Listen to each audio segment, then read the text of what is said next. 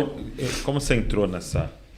para contar a história toda, você entrou nessa parte, você lançou um livro recente. Foi. Né? É contra o sistema. Isso. Mas ele vai falar sobre esse sistema de Jezabel. Exato. Né? Só que quando a gente pensa em Jezabel, sempre uma pastora.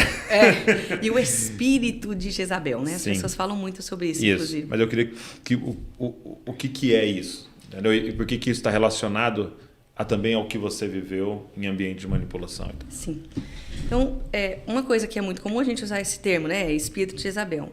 Para quem está mais maduro, tem uma consciência teológica, um estudo, ele vai entender que ele não está falando de um espírito no sentido de um demônio, mas de um estilo de vida. Assim como quando se fala do espírito de Elias, não está falando de Elias reencarnado em João Batista, não tem nada a ver com isso. Mas de uma forma de fazer. Uma forma, um estilo de vida, uma doutrina que se segue. Então a Escritura não fala em hora nenhuma sobre o espírito de Jezabel. E muita gente, quando começa com essa conversa, fica, vou expulsar Jezabel daqui, expulsar Jezabel de lá, e não vê mudança. Por quê? A Escritura chama em Apocalipse capítulo 2 de doutrina. Porque espírito expulsa, né? Doutrina. Arrependimento. E você tem que mudar. Então, as coisas que estão vinculadas ali, o Senhor Jesus fala 3 coisas. Se diz profetiza e não é, então você tem um falso movimento profético. Ok. Aí ele diz sobre a imoralidade, né? Imoralidade sexual e idolatria. Ela ensina a idolatria, não é só que ela é idólatra, essa doutrina ensina a idolatria e a imoralidade sexual. Então, se a gente volta lá, e isso é uma coisa muito comum no Brasil, eu vejo muito isso, o falso ensino profético. Tá. Se a gente olhar, por exemplo, eu vou te dar um exemplo de um ministério profético na Bíblia. Um cara profetiza e acerta tudo. O cara profetizava, acertava absolutamente tudo, não errava nada. Tudo que ele falava acontecia. Extremamente prestigiado, ele tinha convite em todas as nações. Ele tinha a porta aberta para todo quanto é lugar. Ministério Internacional. Ministério Internacional. Ele era respeitadíssimo. Esse cara viu Jesus. Ele viu Jesus pré-encarnado, né, uma teofania, mas ele viu Jesus. Ele viu Jesus. Era Jesus. Ele profetizava e tudo acontecia. Ele é extremamente respeitado. Automaticamente nós vamos dizer, esse é um profeta de Deus. Sim. A Bíblia chama Balaão de falso profeta. Esse era Balaão. Ele viu o Senhor, o anjo do Senhor com letra maiúscula, ele viu Jesus pré-encarnado, ele ouviu do Senhor, ele profetizava e acontecia, ele era respeitado nas nações, ele tinha porta aberta em tudo quanto é lugar. Tinha coisa que Deus não deixava ele profetizar, porque se ele profetizasse ia acontecer. E Deus chama ele de falso profeta. Por quê? Porque ele ensinava. A Bíblia diz que ele ensinou as nações a corromperem Israel. Então, esse falso movimento profético não é sobre uma falsa profecia. Não é errar a profecia. Não é errar a profecia. É errar a motivação porque profetiza. Né? Exato. E a conduta de vida. Sabe? As Não é pessoas falam acompanhado. muito de frutos, inclusive. Nesse sistema, é sempre assim, ó, pelos frutos vão reconhecer a árvore. Olha o fulano de tal. Vamos supor que você caminhasse comigo e você fosse meu liderado. Eu diria, dentro desse sistema, o Douglas é uma bênção. O Douglas é um fruto. Então, eu sou uma bênção. Entendi. Tá entendendo? Era uma pirâmide. Então. É uma pirâmide. Só que fruto... Gente é gente. Fruto é fruto. Então, porque se a gente fosse olhar assim, Samuel era uma bênção. E Eli foi rejeitado.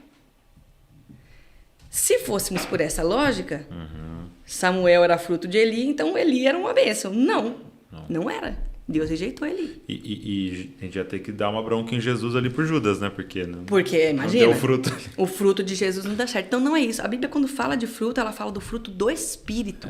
Conduta de vida. Então, se eu não vejo numa pessoa Forte. amor, alegria, paz, longanimidade, benignidade, mansidão, domínio próprio, paciência, essa pessoa não apresenta o fruto. Ainda que quem esteja em volta dê bons frutos. Não importa. É muito forte. Então, essa conduta de vida, as pessoas confundem muito, porque acertou meu CPF, então é um profeta de Deus. Até o diabo sabe meu CPF. Sabe? Sim. Então, isso não diz respeito. Então, as pessoas confundem muito isso e elas se deixam levar por essas palavras proféticas. Entendi. A segunda coisa é a questão da idolatria, que é muito comum na igreja brasileira e a gente, na liderança, aceita isso com muita facilidade. Então, quando a gente olha para João Batista, a gente vai ver, por exemplo, as pessoas... É natural do povo. É natural. Quem é você? Você é o Cristo. Você é Elias. Você é Jeremias. Você é Isaías. Quem que você é? Você é o cara. Você... Ele fala, eu não sou. Eu não sou. A responsabilidade de dizer para o povo, eu não sou o cara, é nossa. Só que é muito mais confortável aceitar esse lugar. É muito comum, Douglas, era muito comum na igreja primitiva, os pecados eram confessados publicamente. Isso não é mais feito. Por quê? Porque o que o povo vai pensar da liderança agora? E se o povo souber que aquele líder é um homem? Tá entendendo? E se o dia que o povo souber que aquele líder é um homem? Ser humano. Acabou. Então, por que se permite o falso movimento profético, a idolatria no nosso meio? Aí nós temos invadindo o Brasil a imoralidade sexual. E isso começa na liderança. Quantos, eu não vou me lembrar agora em porcentagem, mas aqui nos Estados Unidos... mais ou menos, em torno de 80% dos pastores assumiram consumir pornografia semanalmente. Por quê? Porque o cara não confessa pecado. Entende? Ele não confessa pecado. E aí ele não confessa, ele não precisa mais. Ele não tem mais para quem reportar, porque ele é Deus, e aí ele continua, ele vai se enfiando no pecado cada vez mais, e uma hora isso vai estourar. Quando a coisa estoura, como é que faz? Não faz o que é bíblico, como está em Timóteo. Não traz o cara para repreendê-lo publicamente. Isso não é para ser feito com todo mundo, mas é para ser feito com a liderança. Para quê? Para que haja temor no povo. Aí não é feito, aí não é gerado temor no povo. A próxima geração de líderes que se levanta faz o quê? A mesma coisa.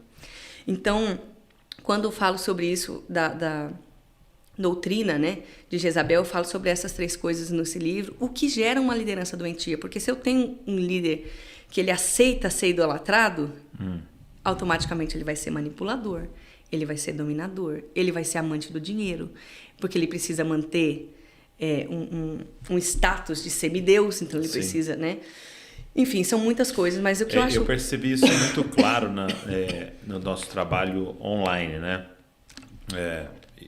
A gente, com o Dizascope, acabou meio por acidente indo para o online, né? Sem saber o que a gente estava fazendo, Deus foi derramando a sua graça e acontecendo, né? E aí, quando você está lá, você começa a perceber os padrões, tipo, como é que faz, né? E até num coração correto de tipo, eu quero ser zeloso, o que tem que fazer certo aqui para a mensagem continuar indo e tal, né? E é interessante porque chega um ponto que é assim, chega um ponto do crescimento humano, né? Que você tem que fazer as pessoas te idolatrarem. Então você vai ver pessoas dando dicas assim, filma dentro do seu carro e mostra que o banco é um couro caramelo, entendeu? Porque é importante gerar luxúria no coração das pessoas.